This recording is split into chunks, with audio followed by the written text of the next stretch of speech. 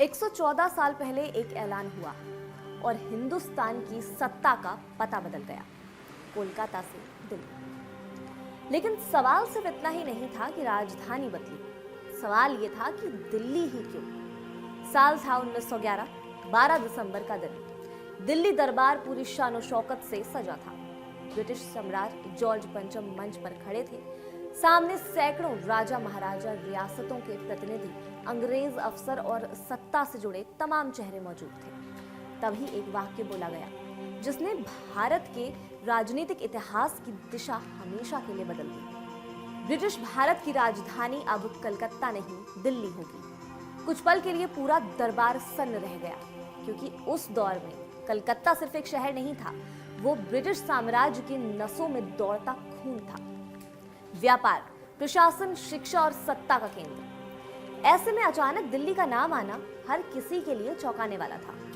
इतिहासकार स्वप्ना लिटिल अपने किताब Connaught place and the making of new Delhi में लिखती हैं कि यह फैसला अचानक नहीं हुआ था।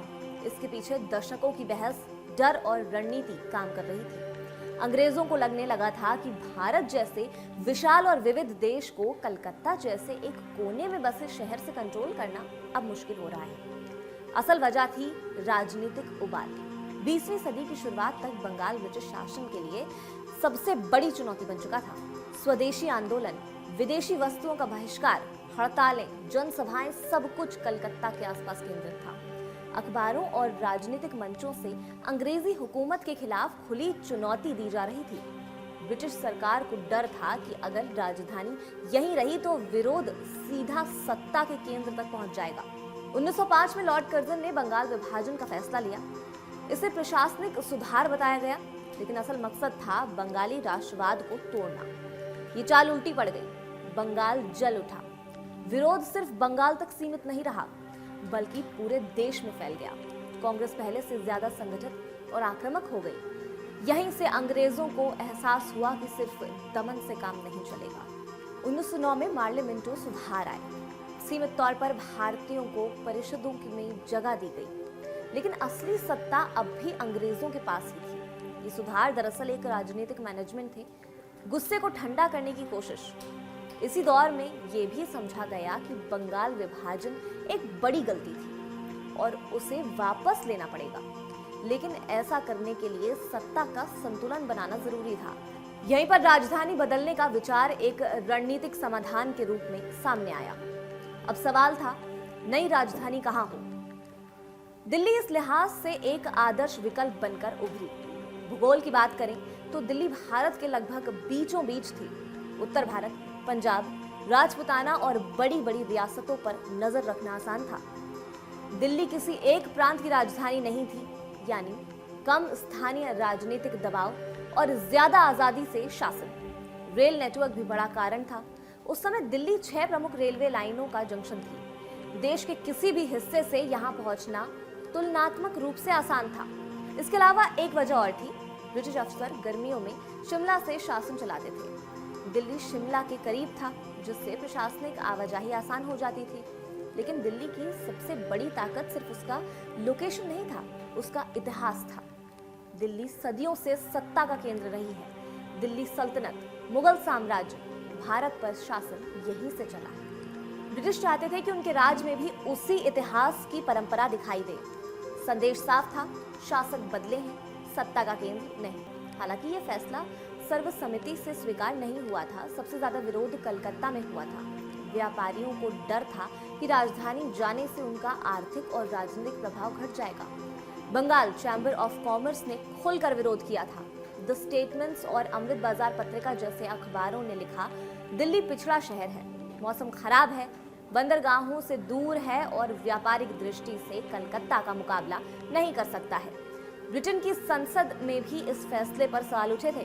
कहा गया कि इतना बड़ा फैसला बिना व्यापक सलाह के कैसे लिया गया, लेकिन ब्रिटिश सरकार अड़िग रही। फैसला पलटा नहीं। इसके बाद शुरू हुआ नई दिल्ली का निर्माण। लुटियंस और बेकर्स जैसे आर्किटेक्ट्स को जिम्मेदारी दी गई। चौड़ी सड़कें, बड़ी बड़ी सरकारी इमारतें, वाइसराय हाउस, ये सिर्फ शहर नहीं था, ये सत्ता का शोकेस था। नई राजधानी को इस तरह डिजाइन किया गया कि सत्ता और आम जनता के बीच साफ दूरी बनी रहे। विडंबना देखिए, जिस दिल्ली को अंग्रेजों ने राष्ट्रवादी आंदोलन से दूर रहने के लिए चुना था, वहीं दिल्ली आगे चलकर आजादी की राजनीति का बड़ा केंद्र बन गई। 1947 में जब भारत आजाद हुआ तो सत्ता का वही केंद्र लोकतंत्र के हाथ में आ गया। नई दिल्ली भारत की राजधानी बन गई। संविधान, संसद, सुप्रीम कोर्ट, सारी संस्थाएं इसी शहर में स्थापित हुई। आज 114 साल बाद दिल्ली सिर्फ राजधानी नहीं बल्कि सत्ता, विरोध और लोकतंत्र तीनों का प्रतीक है। हाल के वर्षों में दिल्ली की भूमिका और ज्यादा बदल गई है। एक तरफ ये केंद्र सरकार की सत्ता की सीट है तो दूसरी तरफ ये जन आंदोलन का सबसे बड़ा मंच भी बन चुकी है। चाहे नागरिकता कानून के खिलाफ प्रदर्शन हो, किसानों का आंदोलन या महिला सुरक्षा से जुड़े विरोध, दिल्ली हर बार सत्ता और जनता के टकराव की जमीन बनी है। G20 जैसे वैश्विक आयोजनों से लेकर अंतर्राष्ट्रीय शिखर सम्मेलनों तक भारत की वैश्विक छवि यहीं से दुनिया के सामने रखी जाती है। नया संसद भवन, सेंट्रल विस्टा प्रोजेक्ट, ये सब दिखाते हैं कि सत्ता का केंद्र आज भी दिल्ली है, लेकिन उसका स्वरूप लगातार बदलता रहता है। जो शहर अंग्रेजों के लिए सत्ता बचाने का हथियार था, वही शहर आज भारत के लोकतंत्र की सबसे बड़ी पहचान है। दिल्ली अब सिर्फ प्रशासनिक राजधानी नहीं है, बल्कि मीडिया, रणनीति, लॉबिंग और पब्लिक ओपिनियन का अड्डा भी है। यहाँ लिया गया हर फैसला पूरे देश की राजनीति को प्रभावित करता है। 114 साल पहले अंग्रेजों ने दिल्ली को इसलिए चुना क्योंकि यहाँ से राज करना आसान है। आज दिल्ली इसलिए अहम है क्योंकि यहीं से लोकतंत्र चलता है, यहीं से विरोध उठता है, यहीं से भविष्य की दिशा तय होती है। दिल्ली सिर्फ राजधानी नहीं, ये याद दिलाती है कि सत्ता हमेशा स्थिर नहीं रहती है। जगह वही रह सकती है, लेकिन अर्थ, मकसद और ताकत का इस्तेमाल बदल जाता है। 114 साल बाद भी सत्ता का दिल यहीं दिल्ली में धड़कता है।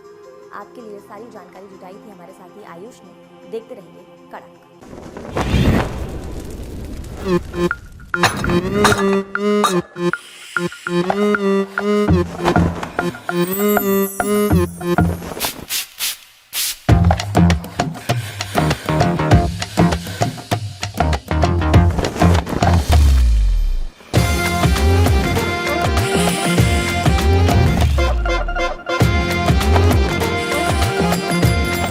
ये कड़क है।